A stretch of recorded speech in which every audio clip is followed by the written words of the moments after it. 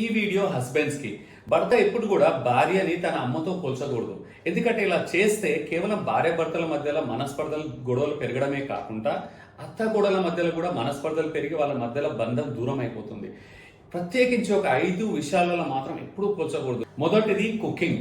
మా అమ్మ వంట చాలా బాగా చేస్తుంది, మీరు ఎప్పుడు కూడా మా అమ్మ వంటకి మ్యాచ్ అవ్వరు అనే మాట భార్య ఎమోషన్స్ ని హర్ట్ చేస్తుంది, తన కాన్ఫిడెన్స్ ని తగ్గిస్తుంది. చెప్పాలంటే లాజికల్ గా మాట్లాడినా ఎవరి వంట వాళ్ళకి యూనిక్ గానే ఉంటుంది. మీ అమ్మ చేసిన వంట మీ భార్యకు రాదు, అలాగే మీ భార్య చేసిన ఫ్లేవర్ రెసిపీస్ మీ అమ్మకు రావు.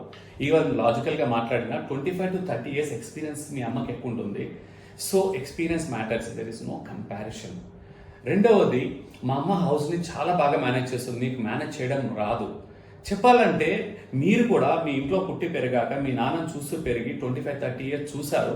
మీ నాన్నలాగా మీరు మేనేజ్ చేయలేరు. మీరు బెటర్గా చేస్తారా వర్స్ట్గా చేస్తారా అని మాట్లాడట్లేదు, కానీ మీరు మీ నాన్నలాగా మాత్రం ఇల్లుని మేనేజ్ చేయలేరు. ఎవరికి వాళ్ళు యూనికే. సో ఇక్కడ మీ అమ్మని మీ భార్యని కంపేర్ చేయడం కూడా సబబు కాదు. మూడవది, పేషెన్స్ అండ్ టాలరెన్స్. నేను చిన్న చిన్న తప్పులు చేసినా మా అమ్మ నన్ను టాలరేట్ చేస్తుంది, చాలా హై పేషెన్స్ ఉంటుంది.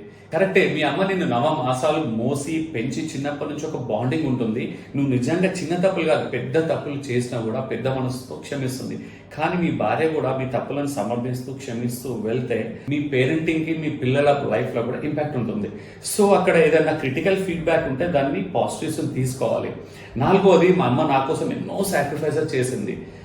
చెప్పాలంటే అమ్మ సాక్రిఫైసెస్ తో వెళ్ళకట్టలేము, యూనికే. కానీ మీ భార్య కూడా తన పుట్టినింటిని సాక్రిఫైస్ చేసుకొని నీతో లైఫ్ జర్నీని స్టార్ట్ చేస్తుంది. అంతేకాదు వాళ్ళ అమ్మ నాన్నని తోబుట్టలని అన్ని త్యాగం చేసుకొని లైఫ్ లో కూడా ఎన్నో చిన్న చిన్న సాక్రిఫైసెస్, నీకు కనపడిన సాక్రిఫైసెస్ కూడా ఎన్నో ఉంటాయి, మనకు కనపడవు. So we shouldn't compare. ఐదవది, మా అమ్మతో నాకు చాలా ఇమోషనల్ కనెక్ట్ ఉంటుంది. ఆ ఇమోషనల్ కనెక్ట్ నా భార్యతో ఎప్పుడు రావట్లేదు. చెప్పాలంటే ఎవరి ఇమోషనల్ కనెక్ట్ వాళ్ళని యూనికే ఉంటుంది. ఒకరి కనెక్ట్ ఇంకోరి దగ్గర మనం పొందలేము.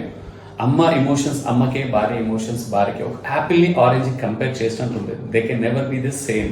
Stay blessed, stay connected and stay inspired.